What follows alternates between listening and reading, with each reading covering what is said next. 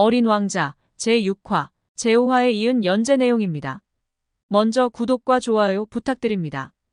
여섯 번째의 별은 막 다녀온 별보다 10배나 큰 별이었다. 이 별에는 커다란 책을 여러 권 쓰고 있는 노신사가 살고 있었다.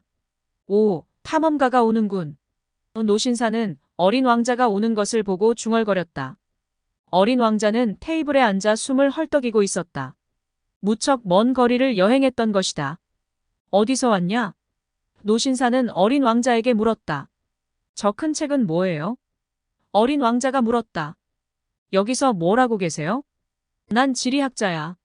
노신사가 대답했다. 지리학자란 무엇하는 사람이에요?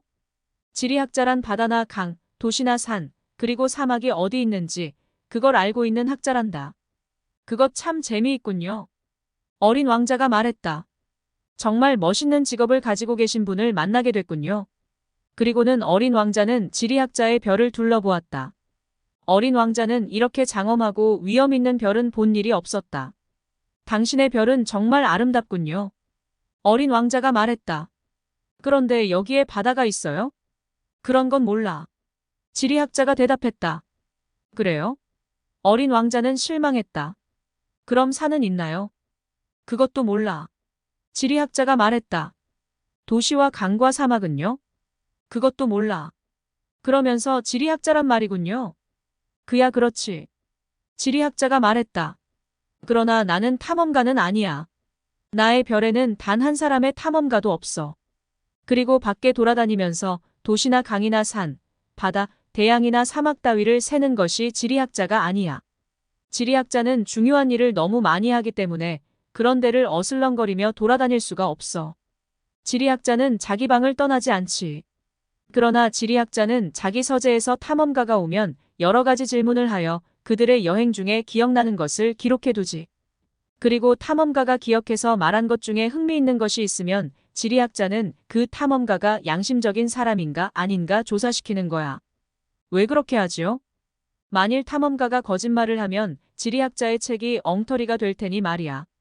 술을 너무 많이 먹는 탐험가도 의심을 받게 돼. 왜 그렇죠? 어린 왕자가 물었다. 술 취한 사람에게는 물건이 둘로 보이거든. 그러면 지리학자는 산이 하나밖에 없는 곳에 산이 둘이 있다고 기록하게 되니 말이야. 저는 어떤 사람을 알고 있는데 어린 왕자가 말했다. 그는 나쁜 탐험가가 될 거예요. 그럴 수도 있지. 그러므로 지리학자는 탐험가가 양심적인 사람처럼 보였다 하더라도 일단 그가 발견한 것을 조사시켜 보는 거야. 누가 그걸 보러 가나요? 아니야, 보러 가지 않아. 보러 가면 너무 번잡한 일이 되지. 증거가 될 만한 것을 탐험가에게 요구하는 거야. 예를 들면 문제의 큰 산을 발견했다고 하면 그 산에서 큰 돌을 몇 개 가져오게 한다든가 말이야. 지리학자는 갑자기 활기 띈 얼굴을 했다. 너 말이야. 넌 먼 데서 찾아왔지? 너는 탐험가야. 내 별에 대해서 소상히 이야기를 해다오. 이렇게 말하고 지리학자는 큰 노트를 펼치고 연필을 깎았다.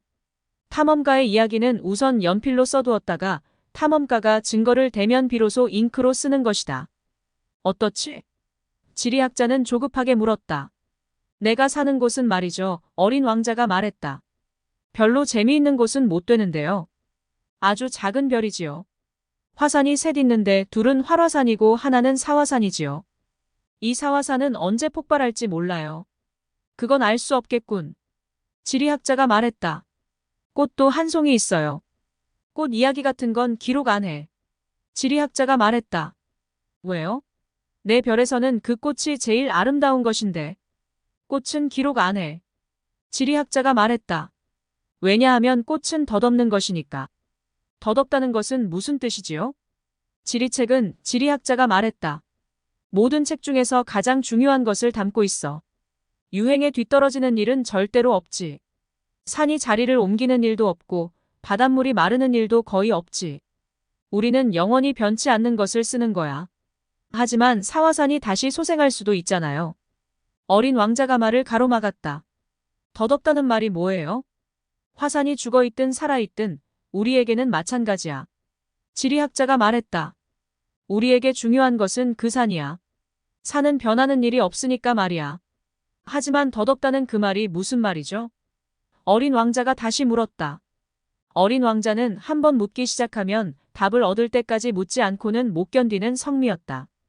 그것은 순식간에 사라질 위험성을 가지고 있다는 뜻이지. 그럼 내 꽃도 순식간에 사라질 위험 상태에 있나요? 물론 그렇지. 내 꽃이 덧없는 꽃이라. 어린 왕자는 속으로 생각했다. 내 꽃은 세상 모진 것에 대항하여 자기 몸을 보호할 수 있는 무기는 오직 4개의 가시뿐이지. 그런데 그 꽃을 내 별에 혼자 두고 왔으니. 어린 왕자는 처음으로 그 꽃을 멀리 혼자 두고 온 것을 가슴 아프게 생각했다. 그러나 다시 한번 용기를 냈다. 이번에는 어느 별을 방문하는 것이 좋은지 말씀해 주세요. 어린 왕자가 물었다. 지구를 구경하게. 지리학자가 대답했다. 지구는 꽤 평이 좋은 별이니까. 그래서 어린 왕자는 멀리 두고 온 꽃을 생각하면서 그곳을 떠났다. 이렇게 하여 7번째 별은 지구였다.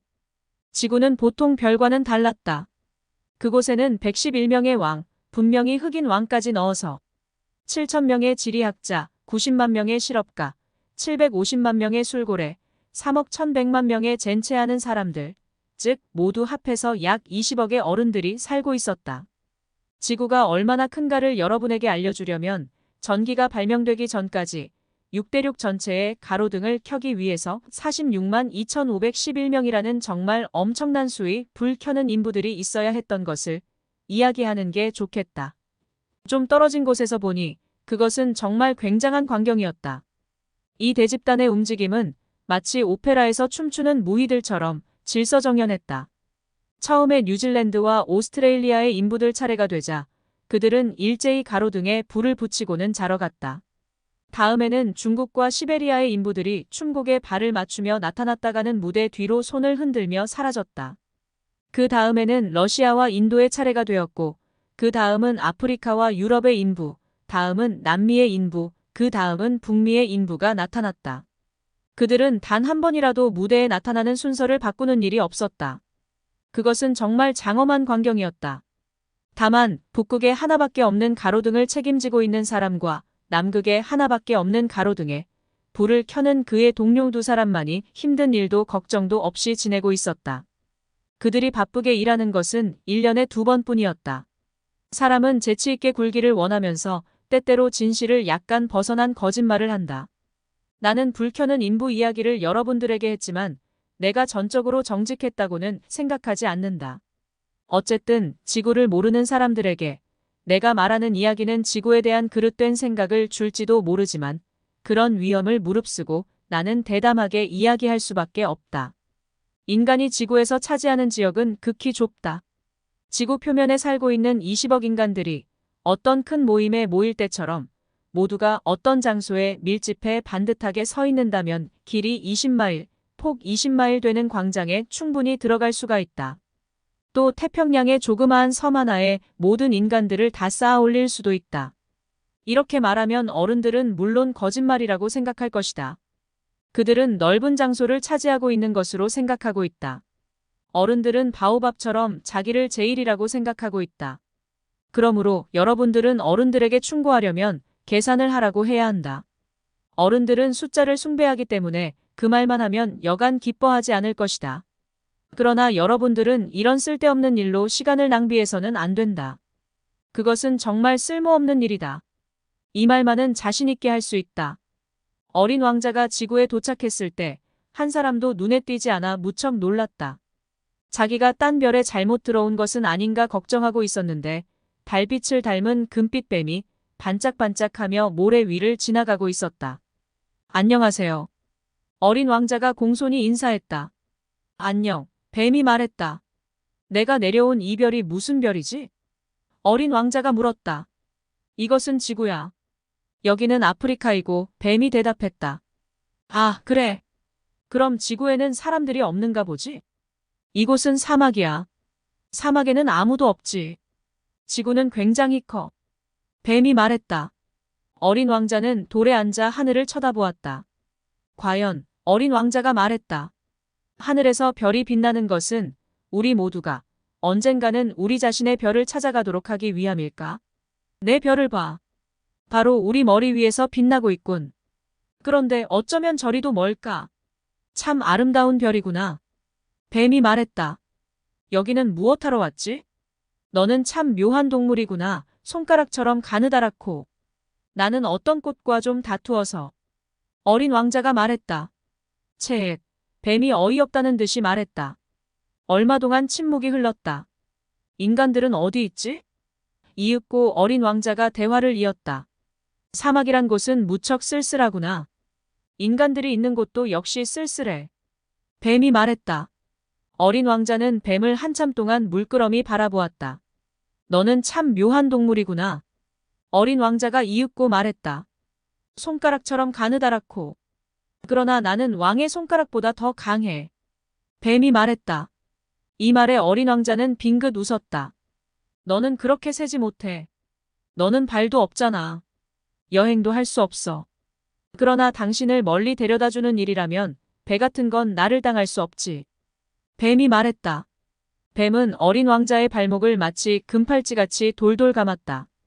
내게 닿는 녀석은 누구나 그놈이 태어난 흙으로 돌려보내주지. 뱀이 다시 말했다. 그러나 너는 순진하고 정직하고 게다가 별에서 왔으니까. 어린 왕자는 아무 말도 안 했다. 화강암 덩어리인 이 지구 위에서 너같이 약한 애를 보니 어쩐지 가엾은 생각이 드는군. 뱀이 말했다. 만일 내가 내 별이 못 견디게 그리워져서 돌아가고 싶어지면 언젠가 내가 널 도와줄 수도 있어. 나는 할 수 있어. 아, 알겠어. 어린 왕자가 말했다. 그런데 왜 너는 늘 수수께끼 같은 이야기만 하지?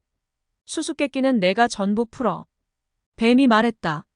그 후 둘은 아무 말도 하지 않았다. 제7화로 계속됩니다. 구독과 좋아요 부탁드립니다.